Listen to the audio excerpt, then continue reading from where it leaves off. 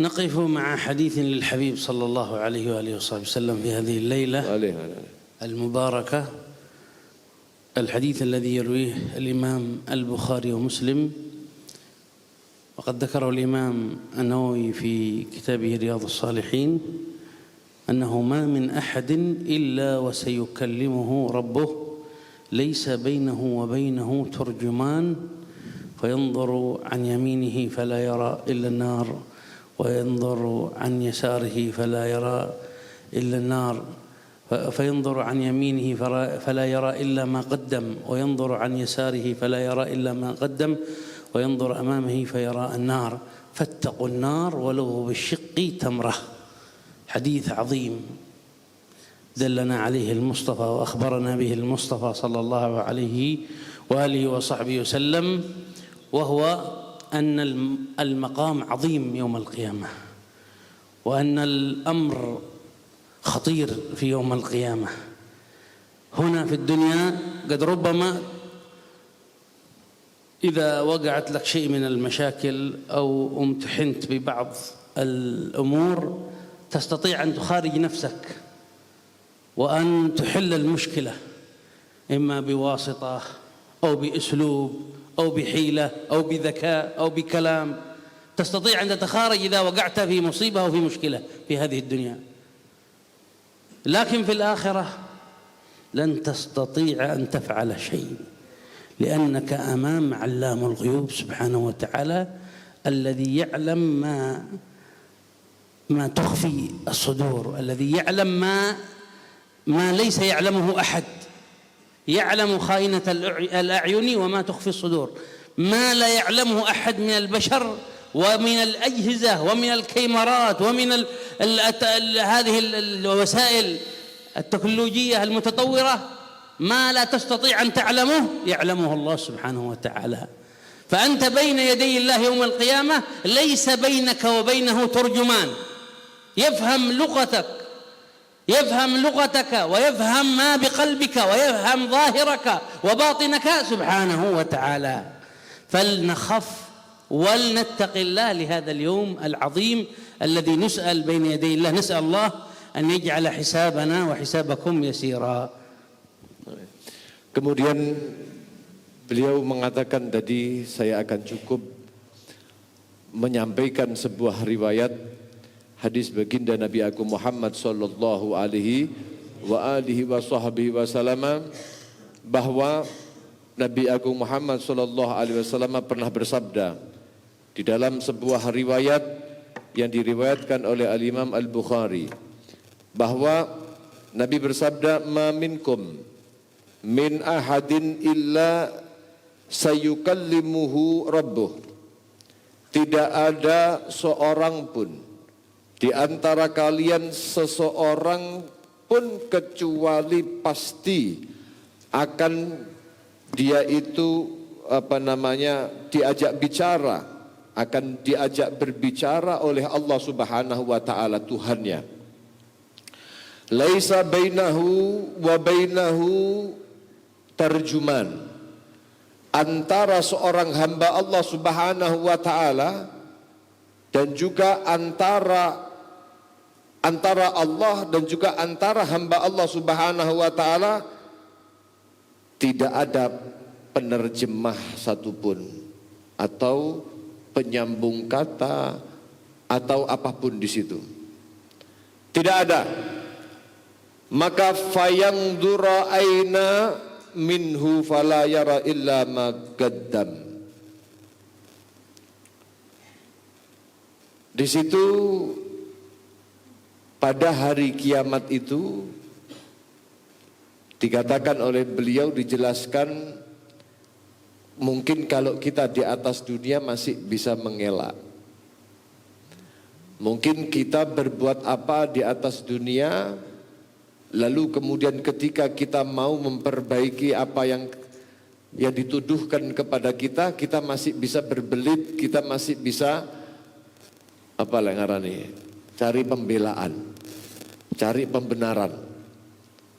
Tapi ketika di hari kiamat, laisa bainahu wa bainahu tarjuman itu, ini sedang dihadapkan dengan Allah Subhanahu wa taala, yaitu Alamul Ghuyub, zat yang maha mengetahui apapun yang tidak bisa diketahui. Ya, apapun yang tidak bisa diketahui pada saat itu. Oleh karenanya seorang akan dibuka oleh Allah Subhanahu wa taala. Akan dibuka oleh Allah Subhanahu wa taala. Orang itu akan melihat kanannya, maka tidak ada yang dilihat olehnya kecuali amalan yang telah dilakukan sebelum itu. Melihat sebelah kirinya, tidak ada pula yang dilihat olehnya kecuali adalah amalan yang dilakukan sebelumnya.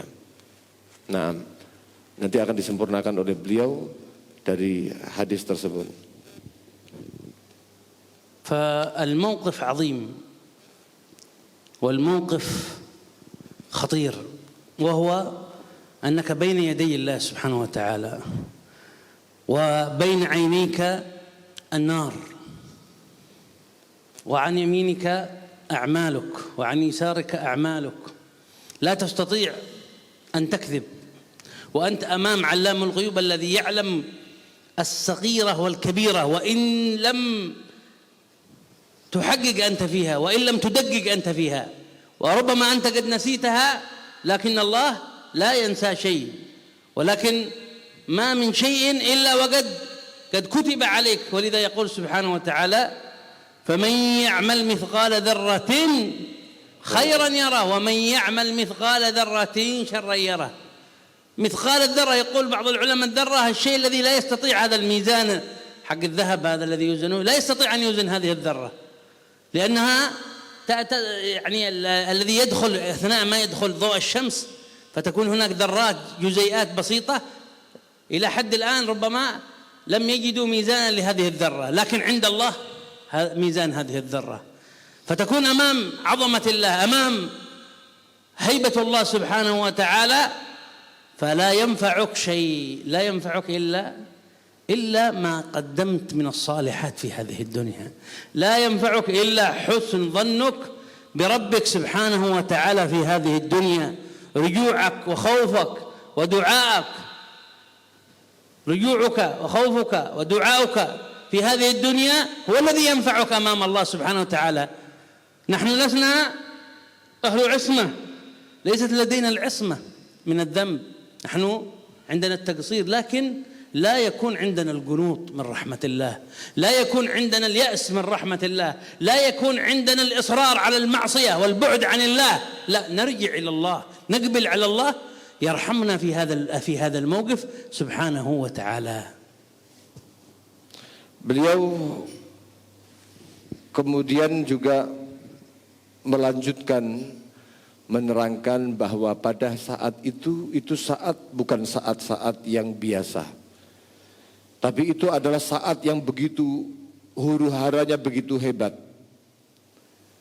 Bagaimana seorang hamba pada saat itu diberdirikan oleh Allah, menoleh ke kanannya, di situ ada amalnya, menoleh ke kirinya, di situ didapati amalnya, dan dia tidak bisa berbuat apa-apa karena di hadapannya adalah zat yang maha mengetahui semua yang dia tidak ketahui.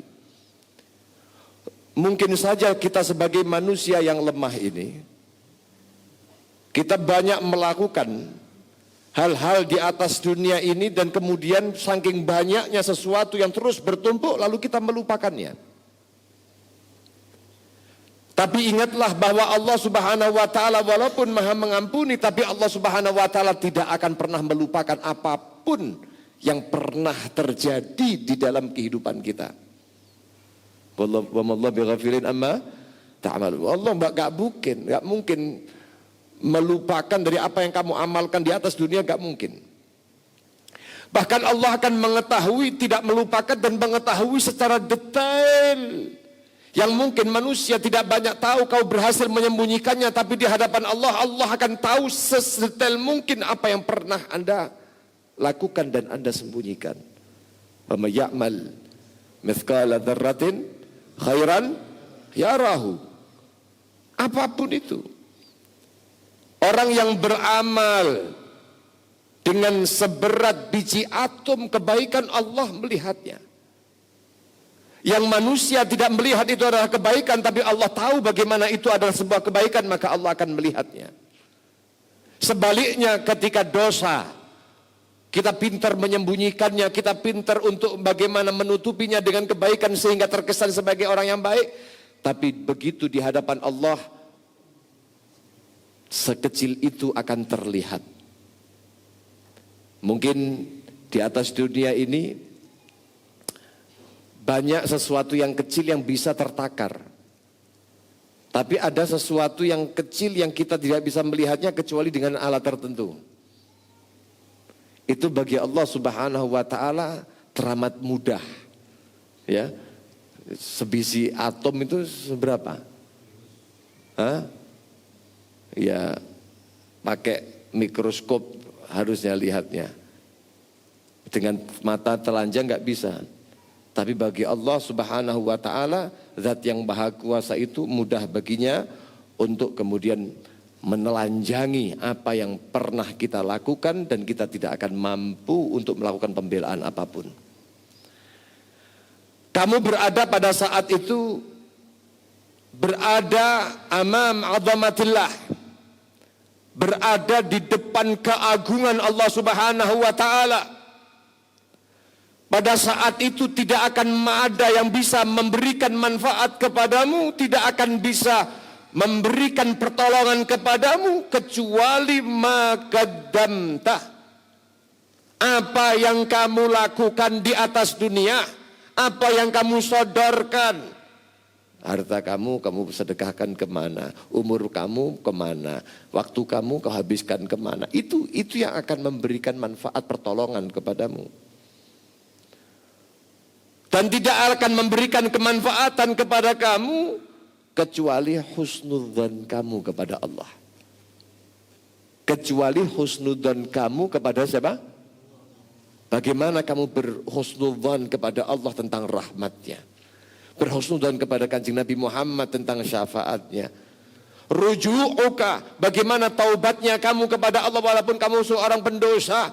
Khaufuka, rasa takut kamu kepada Allah Subhanahu wa taala walaupun kau adalah gudang maksiat, tapi kau punya rasa itu kepada Allah Subhanahu wa taala, itu yang akan menyelamatkan kamu pada hari yang begitu agung di hadapan Allah itu. Kita ini para jamaah, kata beliau, bukan orang yang memiliki ismah, bukan orang yang maksum, bukan orang yang dapat perlindungan dari Allah sehingga kita itu selamat daripada perbuatan apapun. Seorang siapapun kita, setinggi apapun pangkatnya, ilmunya, tetap tidak memiliki ismah atau maksum. Nggak ada, ya, nggak ada. Tapi bukan berarti kalau sudah begitu kita itu berputus asa dari rahmatnya Allah Subhanahu, terbuka lebar dari apa yang akan diberikan oleh Allah. Kita tinggal ketok pintunya Allah, Allah akan membuka lebar bagi kita sekalian. Walau nazarna في آخر الحديث كيف أن الله سبحانه وتعالى أو كيف أن النبي محمد صلى الله عليه وسلم خوفنا وأرشدنا أن نتقي هذا الموقف في آخر الحديث، فقال فاتقوا النار ولو بشق تمرة. لا تستهينوا بهذا الموقف، يقول الحبيب صلى الله عليه وسلم، ولو على الأقل تتصدق بشق تمرة. ما عندك أموال، فقير مسكين، تصدق ولو بشق تمرة لكي تنجو من هذه النار، لكي تسلم من العتاب من الملك الجبار سبحانه وتعالى. إذا أردت السلامة فعليك أن تعمل الصالحات ولو أن تتصدق بشق تمرة كما أخبر الحبيب صلى الله عليه وآله وصحبه وسلم. Beliau mengatakan di akhir hadis itu, setelah Nabi SAW menjelaskan tentang bagaimana kondisi hiruk pikuk pada hari kiamat itu, maka Nabi memberikan sebuah garis bawah. Garis bawah, intisari. Fattaqun nar walau bisyakki tamrah.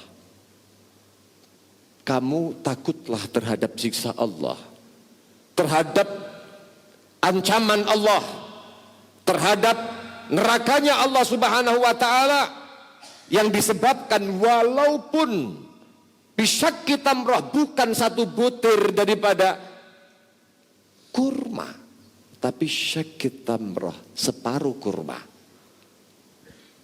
punya potensi besar untuk menjadikan kamu menjadi penduduk neraka. Artinya apa? Nabi Muhammad SAW ingin menggambarkan kepada kita bahwa la tastahinu, janganlah kamu itu tahawun itu, menyepelekan dosa, menyepelekan perkara. Kalau bicara alah gereja-gereja sementing sak nyeplose gak tahu dipikir. Jangan kau sepelekan masalah bicara kamu. Jangan kau sepelekan masalah amal kecil kamu. Walah dosa cilik gak apa-apa. Allah ngene didik. Ya apa mau buka sama buka baju yang itu harusnya ditutup sama halah didik tidak apa-apa. Jangan kamu sepelekan perkara yang demikian itu, walaupun itu adalah perkara yang kamu anggap kecil, tapi di mata Allah itu tidak akan pernah dilupakan oleh Allah Subhanahu wa taala, dan bisa jadi itu sebagai alasan ya untuk Allah menempatkan kamu ke dalam siksanya. Begitu juga dengan amal kebaikan. Semisal kita itu bersedekah walaupun dengan uang yang sedikit. Kita gak punya apa-apa, tapi kita punya uang receh. Alah, apa sedekah masuk 500 rupiah. Loh jangan. Bisa jadi karena sebab itu kemudian kamu diterima oleh Allah Subhanahu wa taala, itulah menjadi kunci tiket surganya kamu. Ngono lho maksudnya. Paham ya? ولذا جاء في الحديث عن النبي صلى الله عليه وسلم أيضا أن يوم القيامة هناك أناس يكون الحساب والنقاش من الله سبحانه وتعالى رحمة بهم. فجاء في الحديث أن هناك من يسألهم الله فيقول له يا عبدي ألم تعمل كذا وكذا في يوم كذا وكذا، فيقول إيه يا رب، وهو خائف من الله، يذكره ببعض قدراته في الدنيا. ألم تعمل كذا وكذا في يوم كذا وكذا، فيذكره ببعض ما فعل، فيقول يا رب ألم تغفر لي، فيضع الله كنفه عليه ويقول يا عبدي قد سترتك في الدنيا وأنا أغفرها لك اليوم.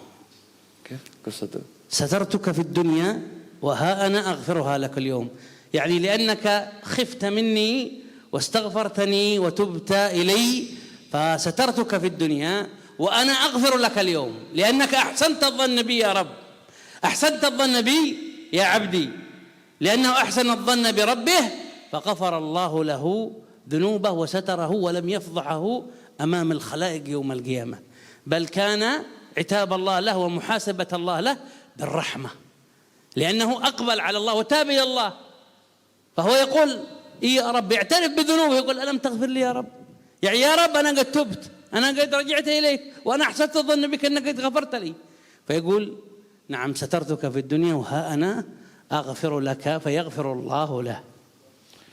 Kemudian pada hari kiamat itu nanti akan ada sebuah kejadian di mana ada hisab.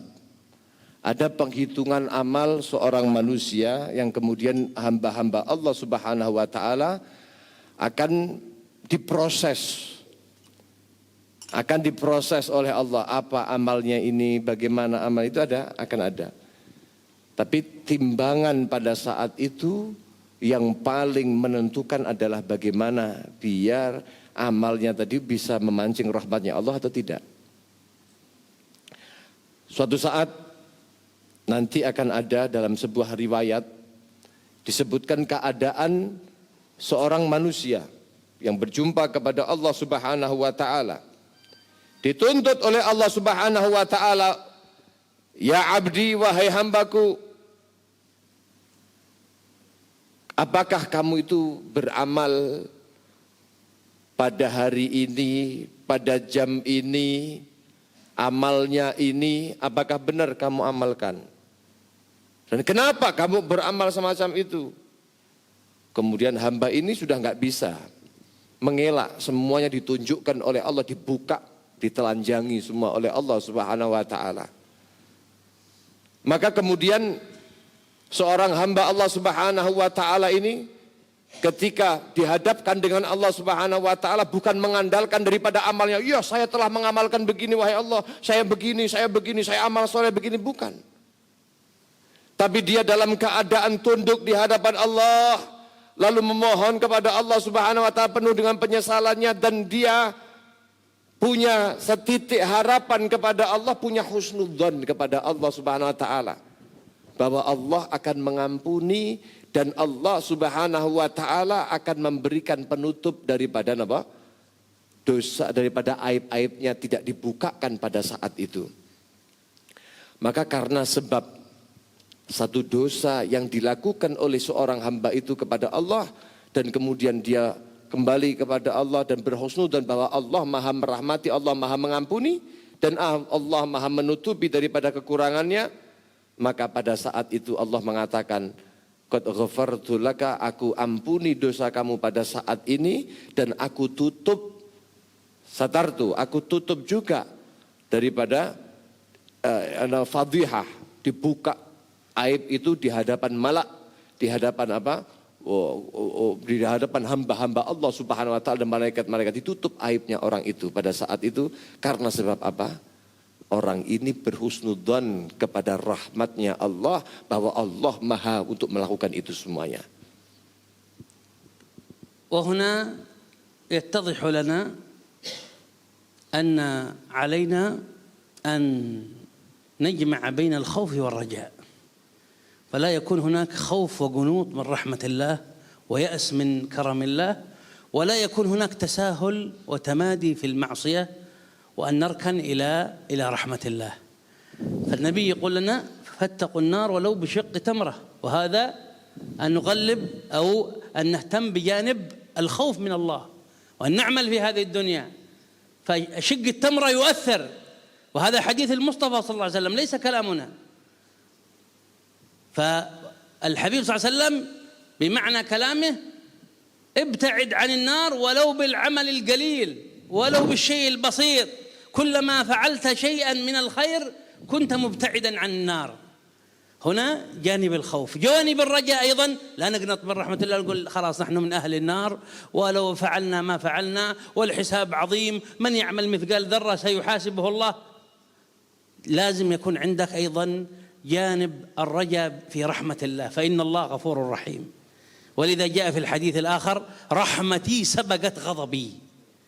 كتب سبحانه وتعالى في سابق علمه أن رحمته سبحانه وتعالى سبقت غضبه، وفي رواية غلبت غضبي، أي الرحمة من الله سبحانه وتعالى أقوى وأشد وأعظم من غضبه سبحانه وتعالى بعباده سبحانه وتعالى. إذن نكون بين التوازن، نوازن بين جانب الخوف وبين جانب الرجاء، ونعمل ونحن في خوف من الله وفي رجاء برحمة الله سبحانه وتعالى، عسى أن يرحمنا سبحانه وتعالى، وعسى أن ينظر إلى قلوبنا فيصلحها ويصلح ظواهرنا وبواطننا، إنه ولي ذلك والقادر عليه. Beliau juga mengatakan hadis yang tadi dengan perkataan beliau yang akhir tadi itu seakan-akan berbeda. Yang satu mengajak kepada takut, yang satu mengajak kepada berharap akan rahmat. Lalu apa yang harus kita lakukan kalau begitu? Yaitu dua-duanya untuk kita berikan, untuk kita tumbuhkan dalam diri kita. An-najma' bainal khauf war raja. Kita kumpulkan dalam diri kita ada sebuah perasaan takut kepada Allah, takut akan neraka, takut akan siksanya Allah. Tapi bukan berarti kalau kita sudah ketakutan semacam itu lalu kita tidak punya harapan kepada Allah, tidak punya husnudzon kepada Allah. Perlu ditanamkan dalam hati kita itu raja, rasa harapan yang besar akan bagaimanapun Allah rahmat kepada hambanya, bagaimanapun Allah maha mengampuni. Tadi dikatakan dalam sebuah riwayat yang dibacakan di pertama tadi, Nabi SAW mengatakan fattaqun nar walau bisyiki tamrah, walaupun separuh saja daripada tamrah, apa itu namanya, kurma, itu akan membawa kita ke dalam neraka, potensinya besar. Maka takutlah kamu, walaupun begitu takutlah neraka dengan itu. Ini hadis ini kan menerangkan atau mendorong kita dalam janibil khauf, sisi bagaimana kita itu ditakut-takuti, betul Ramadan. Tapi kemudian ada sisi yang lain yang juga perlu ditumbuhkan dalam hati, yaitu janib raja, bahwa kita jangan sampai berputus asa di sini mengatakan, oh bahwasanya Allah itu akan maha bisa melakukan ini dan itu. Oh Allah subhanahu wa ta'ala hisabnya begitu agung, hisabnya nggak bisa ditipu-tipu. Oh Allah itu nanti akan membuka dengan keadilannya. Oh Allah itu begini-begini. Jangan.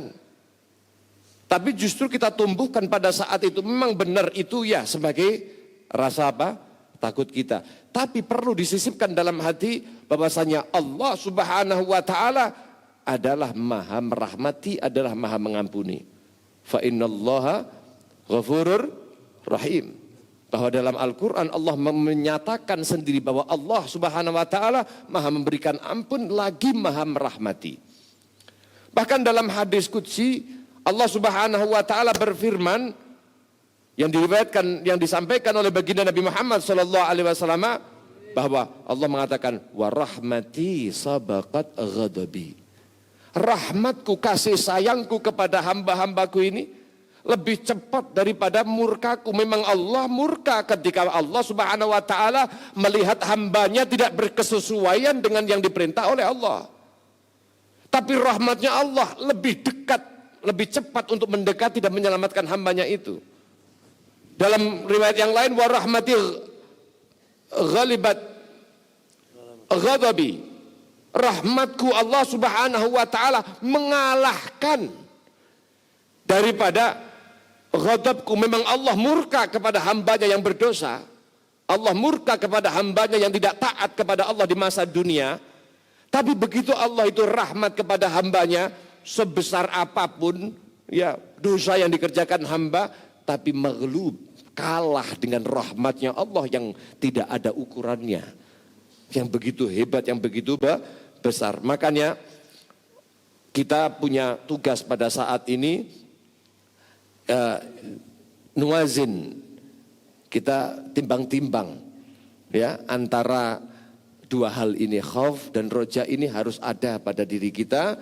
Mudah-mudahan saja Allah subhanahu wa ta'ala ya memberikan rahmat kepada kita sekalian. Allah subhanahu wa ta'ala memberikan salah, memberikan kedamaian, memperbaiki kehidupan kita, hubungan kita kepada Allah subhanahu wa ta'ala. Allah memperlakukan kita dengan sifat lemah lembutnya dan merahmati kita sekalian. Allahumma amin ya rabbal alamin.